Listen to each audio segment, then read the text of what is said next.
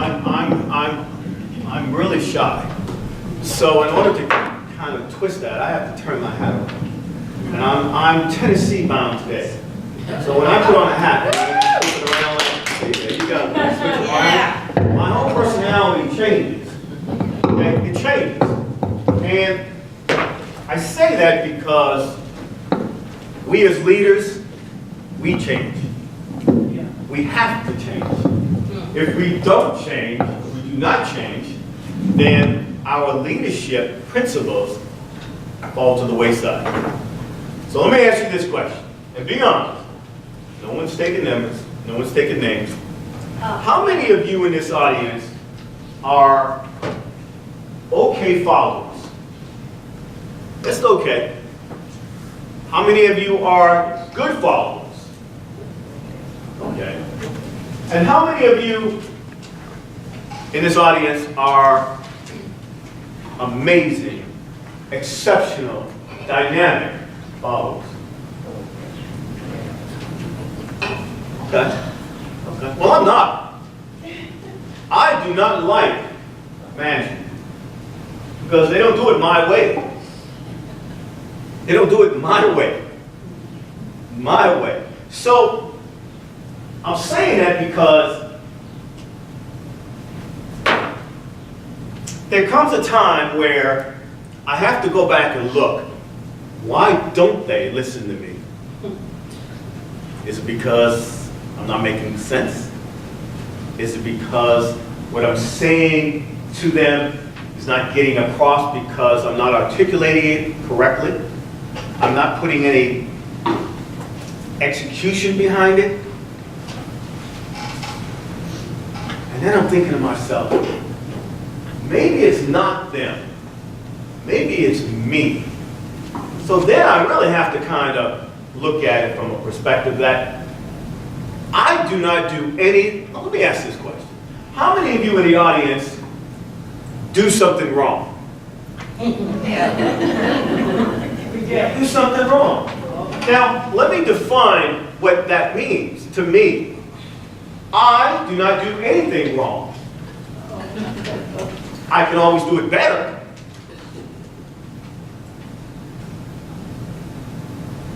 I do not do anything wrong. I can always do it better. Does that mean I don't acknowledge my mistakes? Does that mean I do not acknowledge my mishaps? Does that mean I do not acknowledge, man, I really screwed that up? No, I don't. But I can always do it better. Now let me share with you, because what I'm about to share with you in this case reflects among all of us. I didn't get to that thought process today. It took me, I'm going to say, and I'm going to be nice, it took me 55 years to get there. 55. Now, at the age of 7, I'm out there playing. I knew nothing about leadership. But I'm part of a baseball team. I'm part of a football team. I'm part of a soccer team. So that's when the leadership principles, unknowing to me, come to play. I'm 7 years old. I want to win. I'm tired of losing. That's when they start. And over the next 45, 55 years, they start to grow. And I start to learn more and more and more and more. So now I'm 22. I'm coming out of college. I'm going through life-changing events. And I'm still learning. I'm still learning what my capabilities are. I now go into the military at the age of 23, somewhat old, or older, and I really start to learn. I'm an infantryman. I'm in charge of 7 men.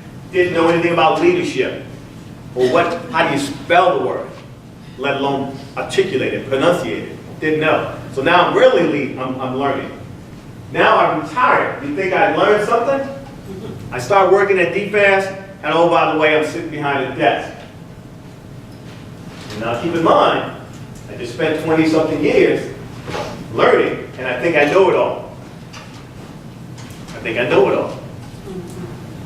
Well, I'm out for a mistake. But keep in mind, I don't do anything wrong. I take the perspective, how do I do it better? How do I learn? Who do I learn from? And then I'm thinking, man, who do I learn from? Wow. That is an interesting question. Who do I learn from? When we start talking about leadership, and when Mary told me the subject was cultivating your full potential, how do you acquire that full inner potential of leadership? Not only leadership, but about you. Who am I? How do you see me? How do you not see me? How do I want you to see me? Well, I want you to see me. I've got a three-piece suit, this. I could just as well have some slummy short drawers down like this, and the message would be shot. You wouldn't get the message. I could have, wait a minute, hold up for a second. Wait a minute. I could have nothing in my pockets, and you might not get the message. You may not get the message. So, when we look at the schedule for today or the agenda, self-leadership, what is it? Communication. How does it help me? Remember, I don't do anything wrong, but I can always do it better. Perception management. Well, how do they see me? Am I making sense? Am I not making sense? Did I articulate that point of thought correctly? I'm from Massachusetts. Oh, correction. I'm from D.C. by way of Massachusetts. So the way I speak might just be different for you. You may not catch it. I may have a slang. I may have a way of thinking or articulating or interpreting something.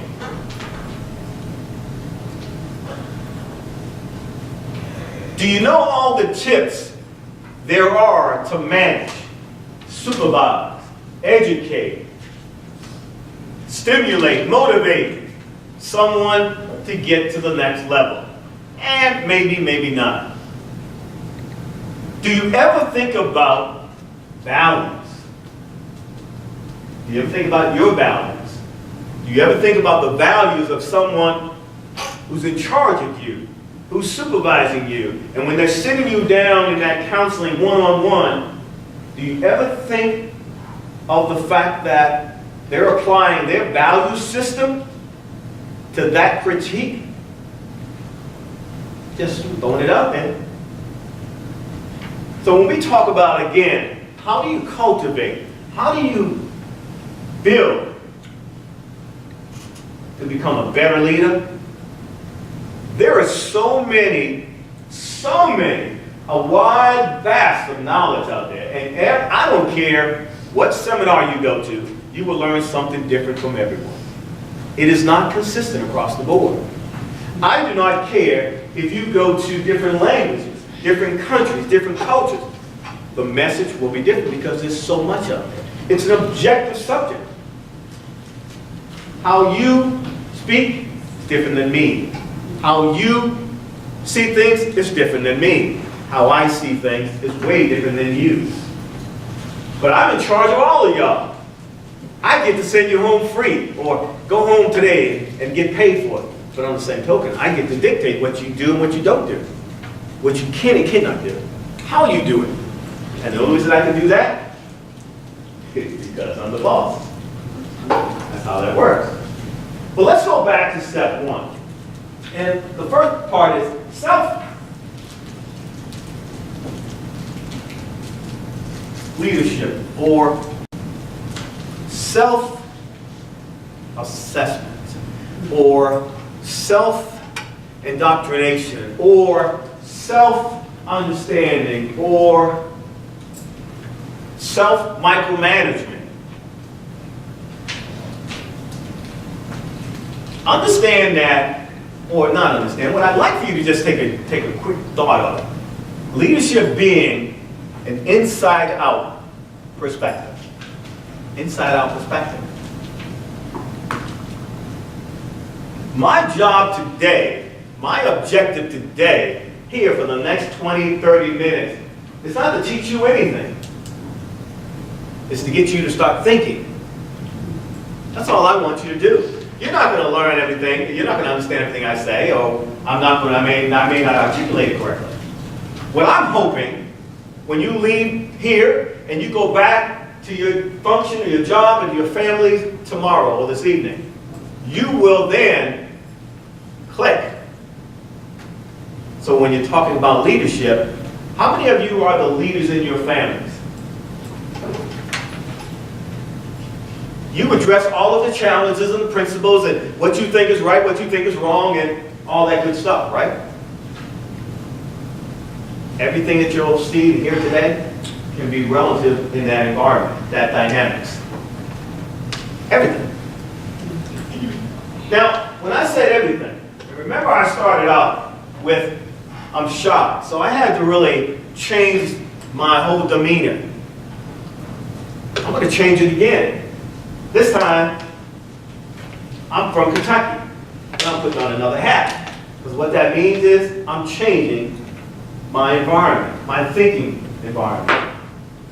I'm changing the way I think. I'm putting on a facade. I like to think there are multiple facades. One is that side of that wall. Number two is I walk around and I'm smiling consistently. I'm like, you smile too darn much. What does that mean? I'm just a happy-go-lucky guy. I am. I love to smile. I like to make you at ease. But then again, I get to work.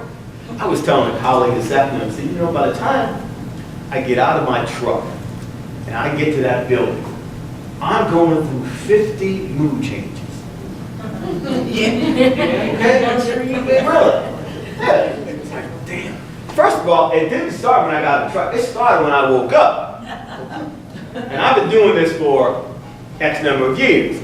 Now, don't get me wrong, I've been doing it for X number of years. However, I do understand that there are some individuals in this audience that are just starting out. I understand that. And I hope when you're finished, you'll be able to understand the balances, the different levels. Because I think it's important that you do. When I get out of bed, I go, man, I've got to put on this facade. So I'm putting on, man, I get to the door and I go through security. It's like, oh man, he's just peeing me off. Take this off, take that off. I'm like, dude, I just want to get to my desk, do my work, put my headphones on, and go to work. Okay? But I can't quite do that. So I put on my angry facade. I walk around, people say, you look like you're mad at the world. I'm not mad at the world, but you just don't, man, you look that way. Gotcha. Okay, I got you. So now, let's talk about leadership in general. I've got to go back and look at my self-leadership traits. And we're not going into this really intense, because if we had, I could be here for 2 hours. And I'm sure you all don't want me to be here for 2 hours. I don't want to be here for 2 hours. I'm going to go home and I want to have my rum and Coke and go to sleep.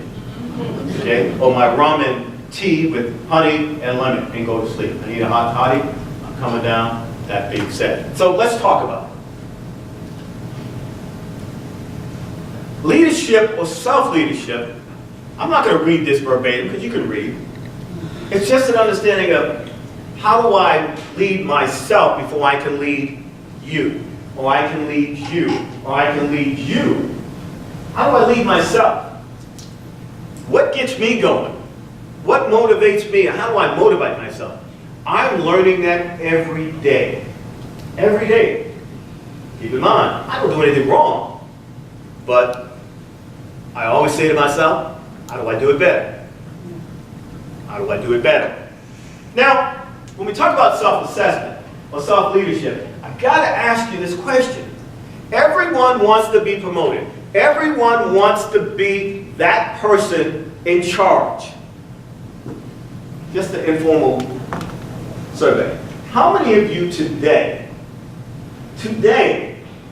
would say you disagree with your boss, your supervisor, or management throughout the past, I'll be generous, past 5 years? You could have done it better. How many? Just in general, some. Yeah. If you don't, you're wrong, because I do it every day. I'm lucky I still have a job. Because I've been fired. If I didn't have the boss I have, they'd kick me out. Just giving you something to think about. Something to think about. We always can do it better. But can we really? So what I want you to take just a couple of seconds as we go through this, think about self-assessment, self-investment. How much are you willing to invest in your own self when it comes to time? How much time will you invest maybe to go get an education, maybe to obtain some experiences, maybe to learn something about people, about different cultures, different religions?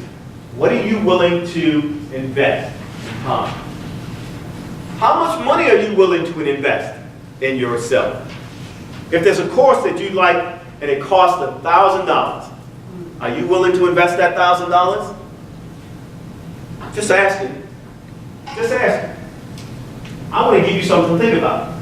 Because when we're talking about bringing on and cultivating that full potential of leadership, you have to start asking these questions. And you have to come up with an answer. The question is, what answer do you come up with and how? How much of a sacrifice are you willing to make? How much are you willing to make? You have single parents. They make a sacrifice. They get up, they get the kids dressed, they feed them, and then they shoot them off to school. Let me share a quick story with you, and I just want to bring this to life. I was helping a colleague of mine in the Indiana State Women's Prison. She was doing a class on business. And she had asked me to come in and share with her students, AKA inmates, on what it was like to establish a business. And at that time, I was just starting out, and I was also mentoring. I've been mentoring almost 15 years, high school students. So I came in, and I met these amazing women. Never inquired as to why they were in the prison. Didn't want to know. I was intimidated, just didn't want to know. But that being said, I learned an enormous amount. And I will tell you and share with you one experience that to this day resonates in my mind. To this day, as I'm standing in front of you today, I've got a mother who says to me, "You work with 8-year-old kids, 8-year-old boys, excuse me." And I said, "Yes." She says, "Well, I have to figure out how do you break the cycle." I'm naive, I don't know what the cycle is. I'm stupid, I don't know. So she commenced on telling me and sharing me the cycle, what it is. She says to me, "I am his mother and I'm incarcerated." Later to find out she was incarcerated for 40 years. His dad, my husband, is incarcerated. Let's take it one step further. My mother, his grandmother, is incarcerated. So you tell me, where does this young person go, end up from 8 to 15? Remember I said to you earlier when I began, my leadership principle started when I was 7 years old. When I was on the football team and coach says, "This is the play," and oh, by the way, I'm the captain of the team, and the coach depends on me, and my teammates depend on me. So at 7 years old, I'm learning how to be a leader. Something to think about. So now, fast forward, I'm 62. I'm not leading anyone because I don't want to. Not in the capacity that some of you sit today do. I do it in what I'm doing today. And I share that with you because I want to paint this picture of leadership and how you start developing your style.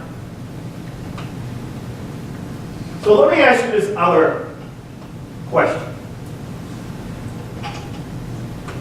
Informal, before we get to those, how many of you want to be informal, how many of you would like to be a nice leader?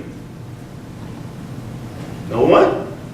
Okay, okay. How many of you would like to be a loud leader? Loud talking, loud responses, loud. How many of you would like to be a quiet leader? Okay, okay. How many of you would you like to be that inquisitive leader? Inquisitive. Inquisitive. Need to know everything. How many of you would like to be that micromanager leader?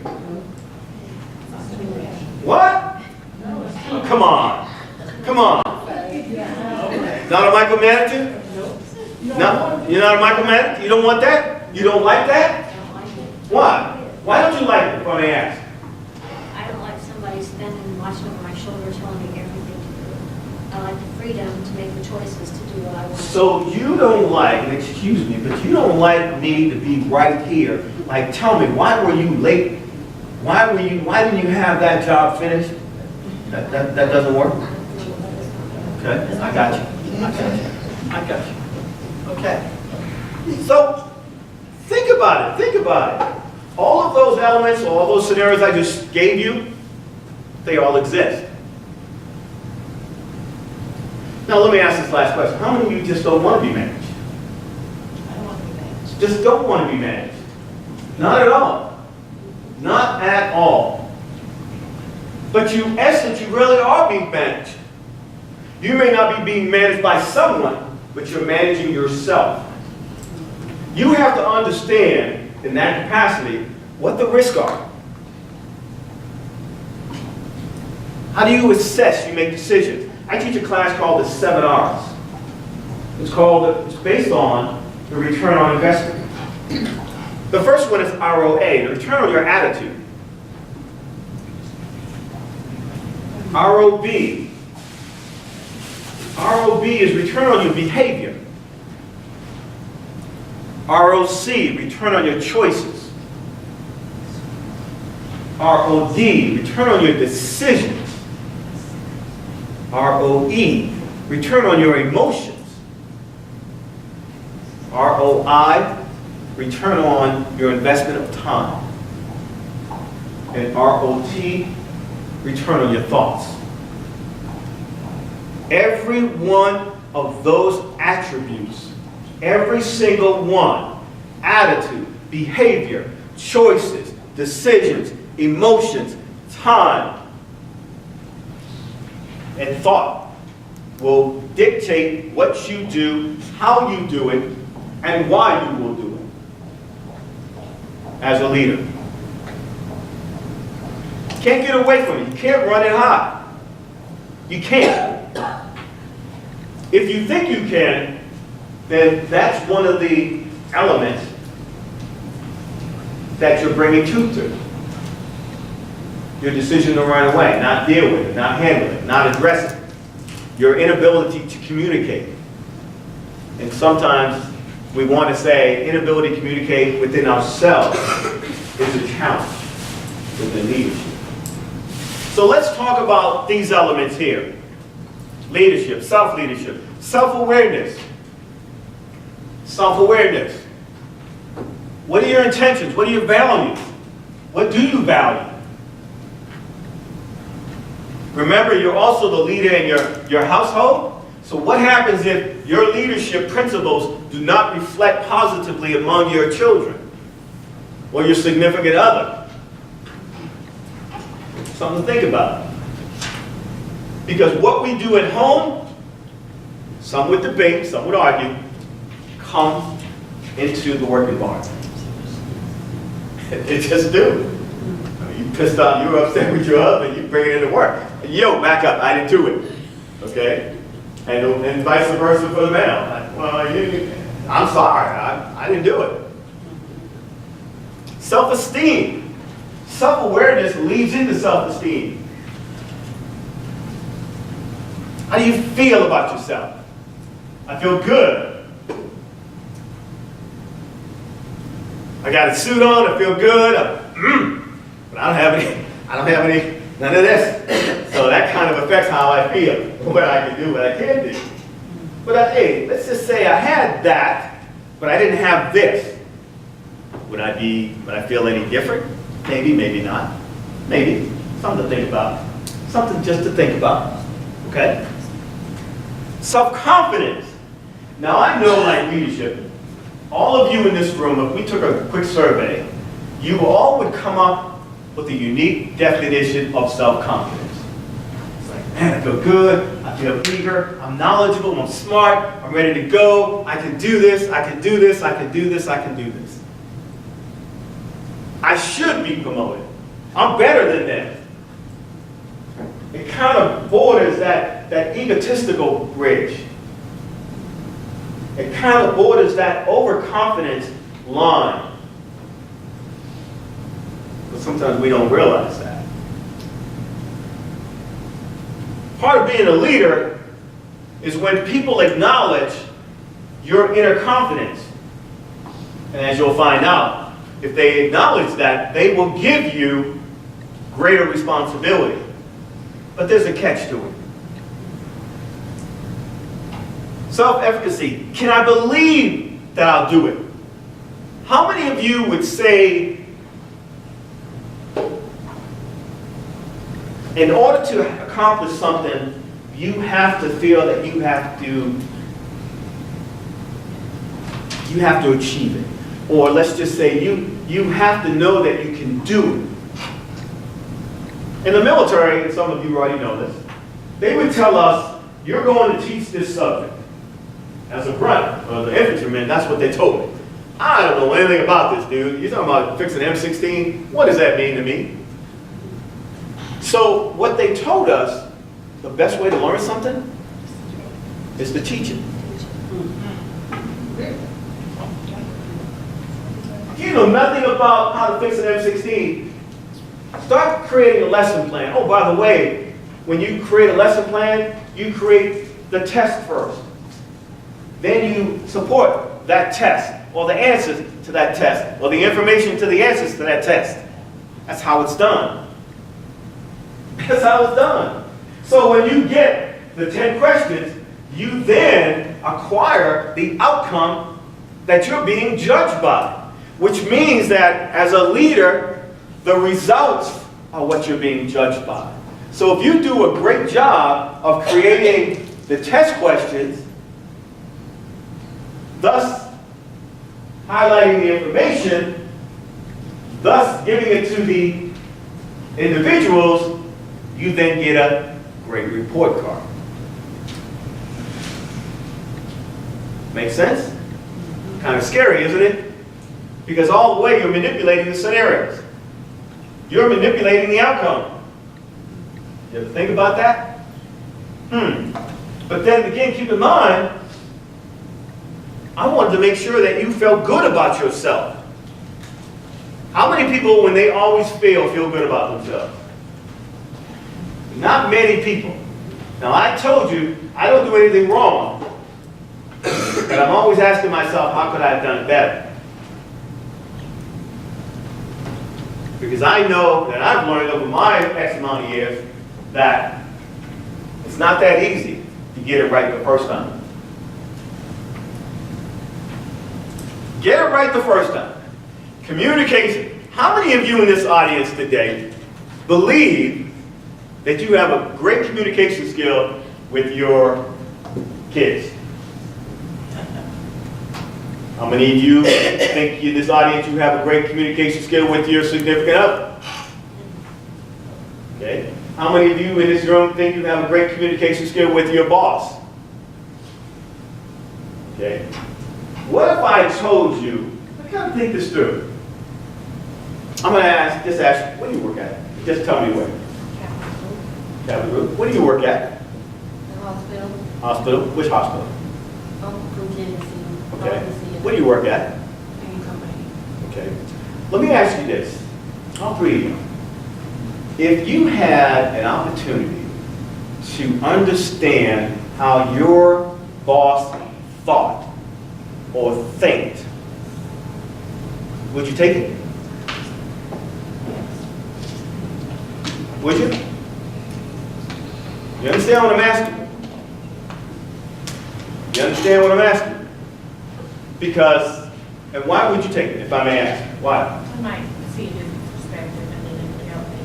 Also, if I'm leading, managing the staff and they have the same perception or have the same thought process, then it would help me understand her better. Okay.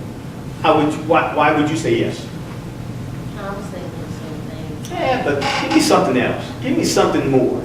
Come on, give me something. Give me something. Well, how about you? Help me out. I would know then what their expectations were of me and what they were trying to do within the company. Okay, gotcha. So you all heard that. So let me ask you this question, which is the bookend to that. Do you think it's a responsibility of leadership or management to understand how you think? How many of you have ever told management that? Did it make a difference? Sometimes it does. I say that because, we focus so much on, when we talk about management and leadership, we really don't focus on, I say don't, we're limited in our scope of thinking to that level. To that level. I work with computers. I work on web pages. And part of the context or the concept or scope of working on web pages is when you design them in a context or a concept called customer-centered design. 99% of the people in the IT industry create applications, software, programs solely for their own gratification, their own ego, not for the user. Not for the user. If you don't believe me, go on a software and try to use it in a logical concept. Logical. If it's designed other than that, then you're going to have a challenge getting there. And it's the same with management. You will assume that management knows who you are and what you want. You will assume that. Don't assume. Do not assume. You have to let them know when you're talking about pulling back and cultivating what you want to do, you need to let them know what your ambition is, what your direction is. What do you want to be done? What do you want? What do you want to succeed? Now I'm going to ask you to say one quick thing on success. Success is scarier than failure. You don't believe me? Wait till you become successful and it feels good, it tastes good, it smells good. It is hard. Success is scary because you have to do it better the next time. You have to do it differently the next time. You have to do it, and remember I told you, I don't do anything wrong. But I do, in my mind, how do I make it better? Make sense? Makes sense. So when we talk about communication, how do we communicate effectively? Good leaders tend to listen. Are you a good listener? Now, I'm going to show you something. I'm going to show you something what I see in the room. And bear with me, but I'm going to turn my back to you for a second. And this is what I see. And part of this is about listening. And it's a skill.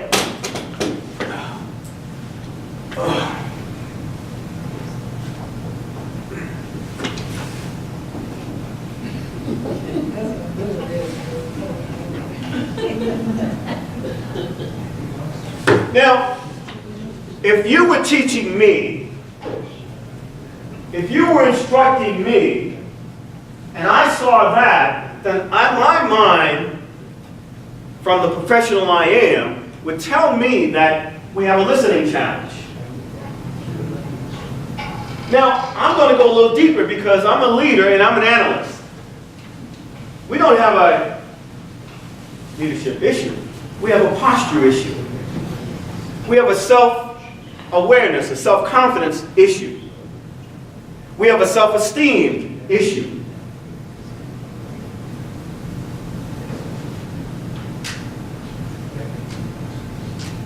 We have all those issues. But again, keep in mind, remember that self-leadership analysis? That analysis we have to make? Sometimes, if you don't know how to make it, you can't make it. But I'm going to say you better ask somebody. Because if you don't, the context of what this presentation is, how do you cultivate and pull back and learn and build that that full leadership potential, it's gone by the wayside. It's gone by the wayside.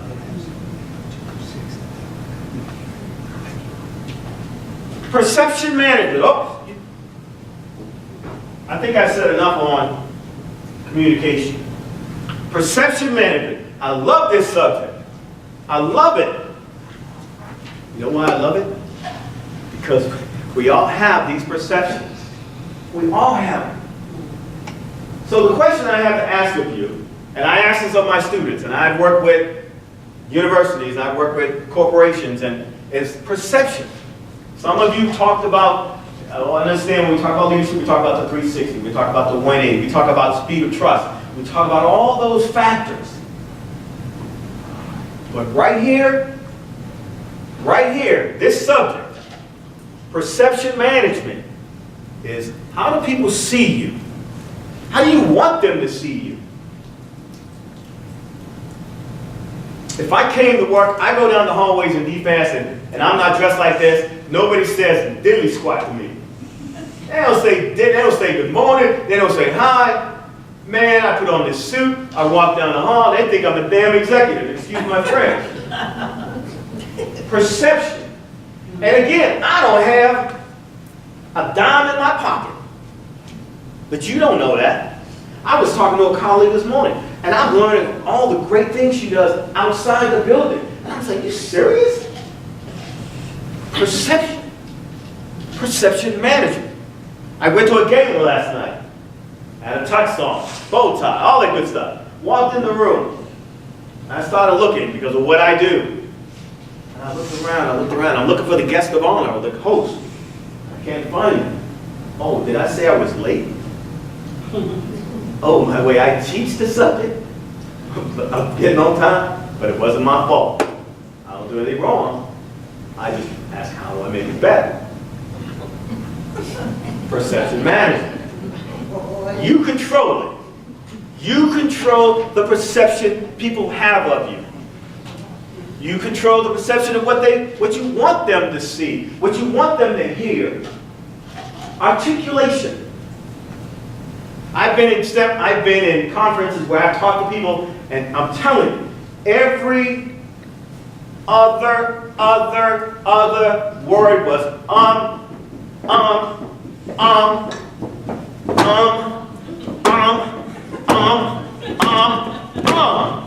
Like, damn, give me a break. Speak intelligently.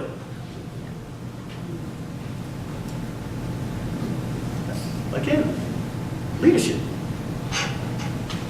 You're in a conference, someone comes in and, oh, by the way, they come in with this. And forgive me, ladies, but they come in with this and they're in the meeting, and you're presenting, and they're all of a sudden they got this. What's up, man? How you doing? Man, I tell you, I had serious, man, did you see the game last night? They rock. Oh, man, I'm sorry, man, I'm in this meeting, man, I gotta go. Or, let's take it outside the business professional side.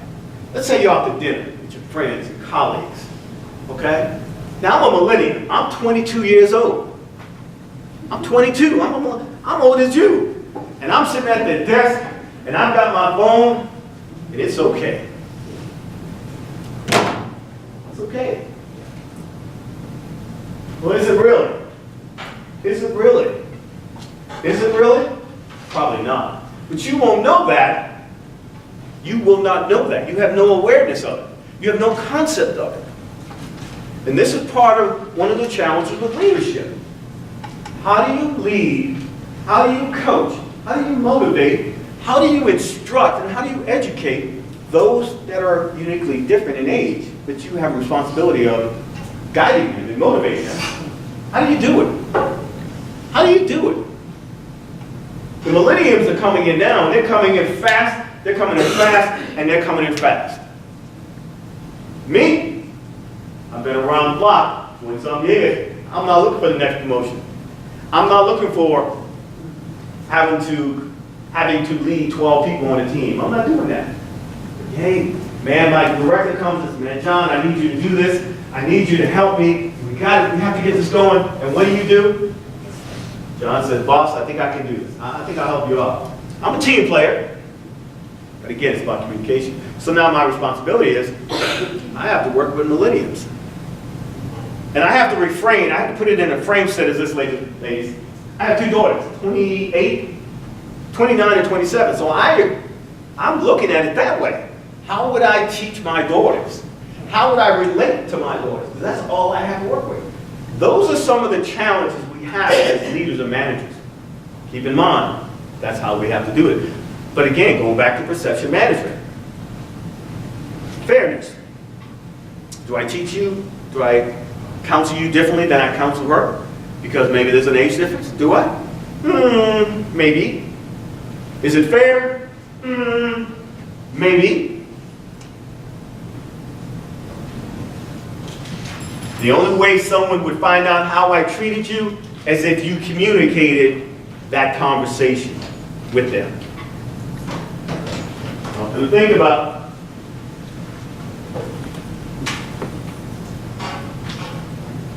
Tips and tricks of leadership and fairness and motivating and being a great supervisor. Remember we started off with how many of you were the awesome, dynamic, unbelievable, okay, good followers. Now, I want to give you some tips on how to be that awesome or okay, good, awesome, exciting, motivational leader, no matter who you are. Just kind of think about it. Be fair. Be fair. You want them to be fair to you, then be fair to them. Develop everyone. Develop everyone. You understand my weakness. You know that John is a hothead. So are you going to put John in front of the director of your division because John's a hothead? Maybe. Maybe, or maybe not. But if you do, you're going to pull John aside and say, John, I think you got an issue. We need to kind of get you into a point where you are level-headed. Makes sense to me. Know and like your employees and your subordinates. How many of you think or feel like your supervisors like you?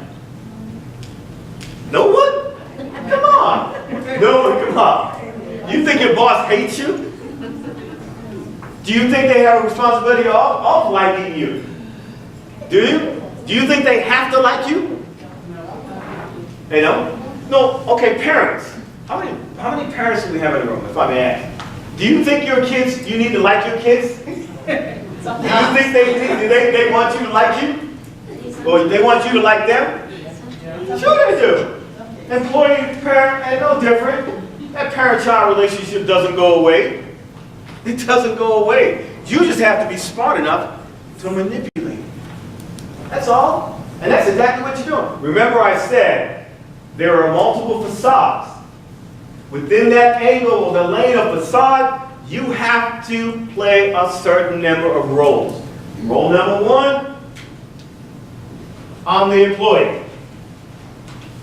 Role number two, I'm the disgruntled employee. Role number three, I want you to be my best friend. Role number four, I want to have lunch with you. Role number five, I want to call you at home because I have issues. Can I do that? As leaders, when we start pulling back what we need to do to cultivate that leaders, let me give you another quick story if I may. In the military, when I was at the NCO Academy at Fort Jackson, we taught soldiers from around the world come in, and they were coming in as an E5. They were already promoted to E6. So what our job was to train them at the E7 grade later. Our job wasn't to teach them and to train them at the grade that they already had acquired.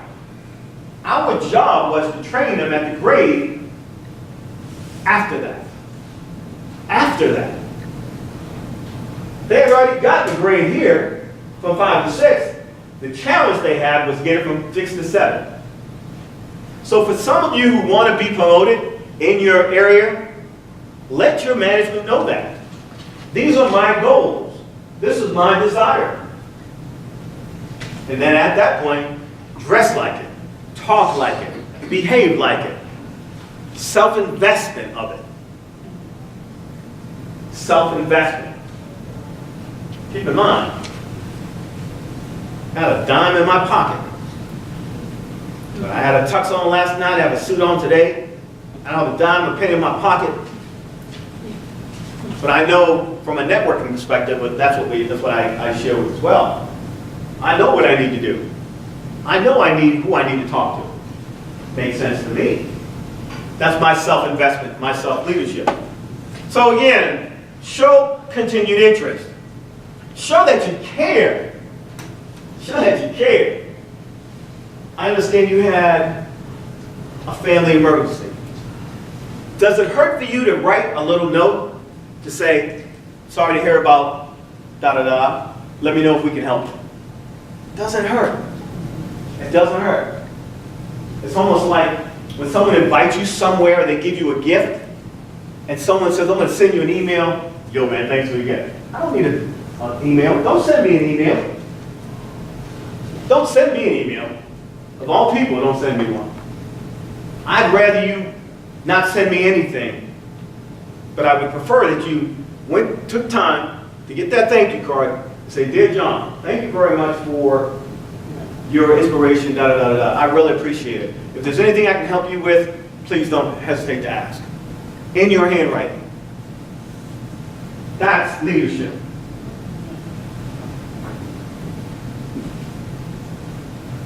So, be flexible. I mean, come on, ladies. Be flexible.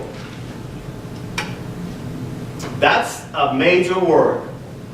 If you are not able to be flexible, it's your way or the highway, you should. Remember that micromanager over there? Yeah, I've got it. Let me tell you, girl, I will fight a micromanager to this day. I don't care who they are. I don't care what their position is. I do not sit well with micromanagers. My mouth overrides my posterity, if you know what I mean. It does. And it has always done that. Real quick story, I had a guy, I was active duty at Kamzama, Japan. A colonel came in, a major came in, excuse me, and he told me, he started cussing at me. And I was like, whoa, wait a minute. I was so pissed, so upset. I went to my boss in his office, interrupted his meeting, took off my grade, it's called chevrons. I took it off. And I gave it to him. I said, here, I'm giving it to you now because I'm not taking it. I represent you and I'm not taking it anymore. You need to do something because I'm going to lose it. Literally, I gave it to him. That was me. That was me. Now, over time, I slowed the roll a little bit. I won't take it off, I just unbutton it. Okay? That's just how I am. I know right now, I want to retire. So I don't want to retire too early that I don't get nothing. I got to get something. Okay? So I understand, as a leader, I understand the evolution, how it evolves. Something to think about. Keep it simple. Defend your subordinates. Defend them. Now, they're not always right. But if you're doing something right, just like with your kids, I have an identical twin. Identical. We're called mirror twins. And when my mom couldn't tell us apart, we both got in trouble. I mean, literally, we got in trouble. we both got our little butts whipped. She used to call us Jimmy Johnny or Johnny Jimmy. And what complicated it even more, there was another kid in the neighborhood who looked like us. And someone got it mixed up, and then we got trouble for something he did. Literally. Okay. So defend your subordinates, defend your workers, your colleagues, and coach. Coach, coach, coach, coach. We have this focus, this mentality. I don't want to give you the information on our brain because you're going to take my job. You're going to take my job. You're sharp, you're young, you're energetic, you've got these skills. You're going to take my, and I don't want to share with you what I know. You have to change that mentality. You have to change that culture. That's what being a leader is. And let me bring it home more so.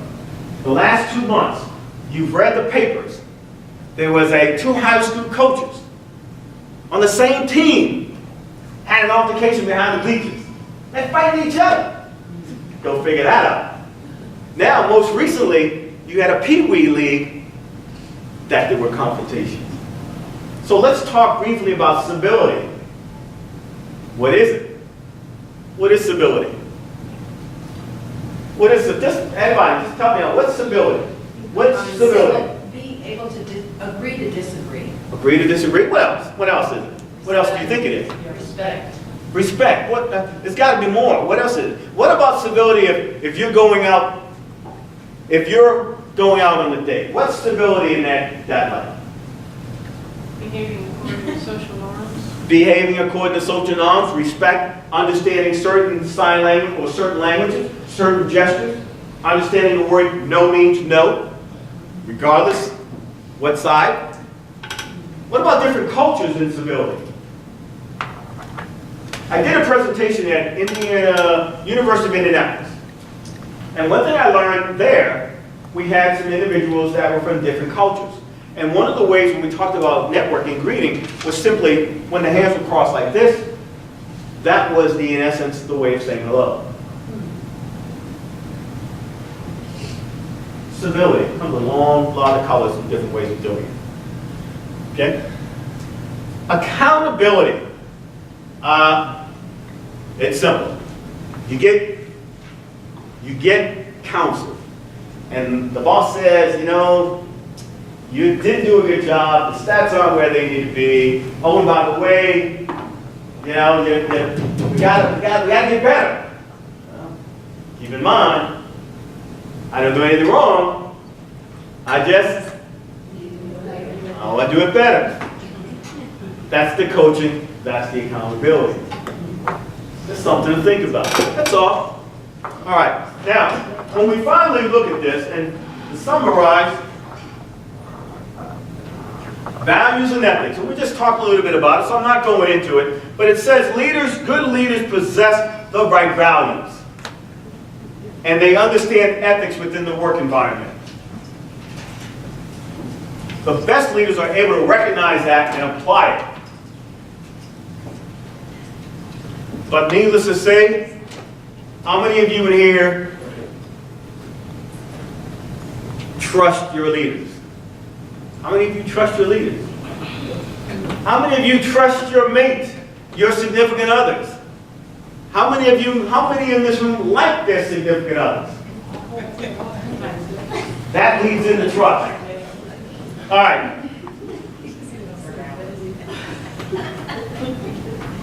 Let me just kind of bring this to full circle. If I represented your leader and you trusted me, what would that do for for building your leadership model? What would it do? Would it enhance it? Would it extend it? Probably. Just something to think about. Last but not least, any questions of me? When we talk about self-assessment, how many of you are willing to invest $100 into your achievement of leadership? I'm in.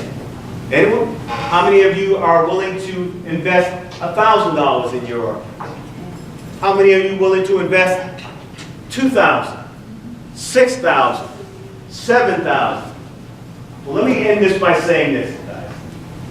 In the sense of what I've done and what I do now, I have invested in my business. For me, my self-investment literally has been $25,000. $25,000. So that's how much I do when I talk about self-assessment. So here we talked about leadership, self-leadership. We talked about the communication link. We're looking at perception management. And we're looking at the tips on leaders, on leading people, motivating people, even educating them, counseling them, coaching them. And then we looked at values in the workplace. So everything that we talked about, basically, you guys have helped share and take home and apply it to your family dynamics. Take home and apply it to your family dynamics. Take home and apply it to your family dynamics. Because if you do that, I won't guarantee 100%, but I'll guarantee at least 60% that it will be taken and then expanded.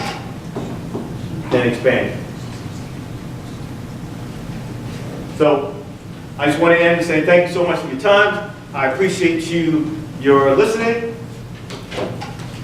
This year I didn't do a demonstration because when I thought about the subject, I was like, what can I do? I was thinking about bringing a bicycle in here and kind of like let you ride a bicycle, because we never forget how to ride a bicycle. Oh, yeah, I never knew. We never know. So anyways, so thank you again. I appreciate your time.